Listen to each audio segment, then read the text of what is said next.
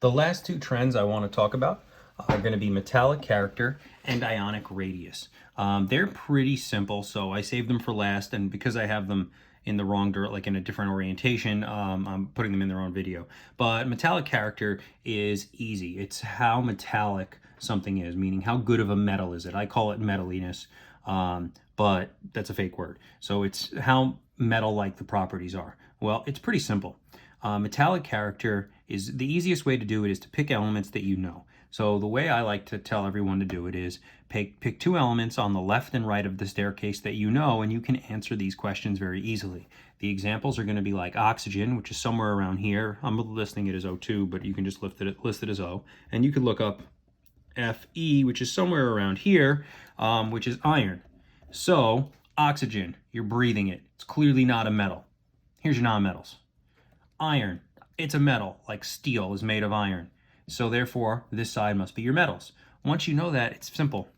As you go to the left, you would say your metallic character increases, and the reason why is you start out on the far right as nonmetals, and as you go to the right, you become metals. So that means it's increasing as I go to the right. You could say it decreases as I go to the left. You could also use the staircase for top to bottom. If you pick a metal down here, or if you know that this is your metal side, right? If you start at the top and you go down, well, you just cross from nonmetals to metals. And if you start at the bottom and go up, you just did the reverse. So metallic character is simple. It increases as you go to the left. It increases as you go down. Well, that would make Fr the furthest to the left and the furthest down. Therefore, it's the most metal element on the periodic table, or the most metallic. That would make helium the opposite, the least metallic, because it's the furthest to the right and it's the furthest up. So it's got the worst metal properties, and this has the best metal properties. All right. So that's metallic character. It's super easy. And then ionic radius is very simple. And the reason we do the way you do ionic radius is by knowing the octet rule.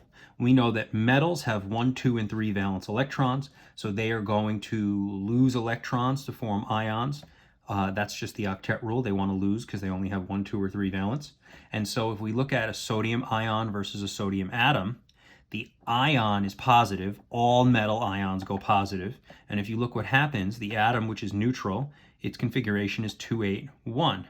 Well, when it becomes a positive ion, its configuration is now just 2, 8. So it went from 3 orbitals to 2 orbitals. So it got smaller. So metal ions are smaller than metal atoms. If it does it for sodium, if it does it for one metal, this happens for all metals, right?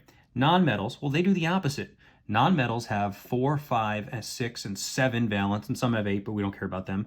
They have 4 to 7 valence electrons, right, in this terms. So based on the octet rule, they're going to gain to become stable. So let's pick a metal, fluorine. Fluorine is normally 2, 7 when it's in the neutral state. To become stable, it's going to want to become 2, 8. Well, if it gains an electron, I know it didn't gain an orbital. There's actually a really good reason for this. It didn't gain an orbital, but it did get a little bigger, okay? And so metal atoms become, metal ions are, or non-metal ions are larger than non-metal atoms, whereas metal ions are smaller. Now, the metal ion is an easy explanation. It lost an orbital. The non-metal one is a little bit harder. Basically, here's what happened. When fluorine was charge 0, it had 9 protons, right? I'm not even going to write it in. So fluorine is element 9, it has 9 protons. When its charge is 0, it has 9 electrons. So it has 9 protons attracting 9 electrons. When it gains an electron, right, to become the ion, the stable form, it now has 9 protons and it's attracting 10 electrons. So just think about it. Do you think 9 protons can attract 9 electrons better or worse than 10 electrons? And the answer should be, well, I had 1 proton for every, I had 1 plus 1 for every 1 minus 1, and now I have 1 extra minus. Well, it turns out that 1 extra minus isn't going to be as attracted to, it's going to be harder to hold that one in, and therefore the atom actually gets a little bit bigger because it gained an electron, but it didn't gain a proton to hold it in place and hold it in nice and tight, so it gets a little larger. That's the true reason. The easy way of it is you lose something. Think of it like if I'm, think of it like people. Here's me. I just lost a pound. My radius got smaller because the electron is the pound. Here's me as a nonmetal. I gained a pound to become stable. Maybe I was really skinny. Well, now my waist just got a little bigger because I gained something to become stable. Whereas with metals, they lost something to become stable, so they get smaller. Non-metals get bigger. That's ionic radius. That's the easiest way to remember it, and that is actually everything we need for periodic table.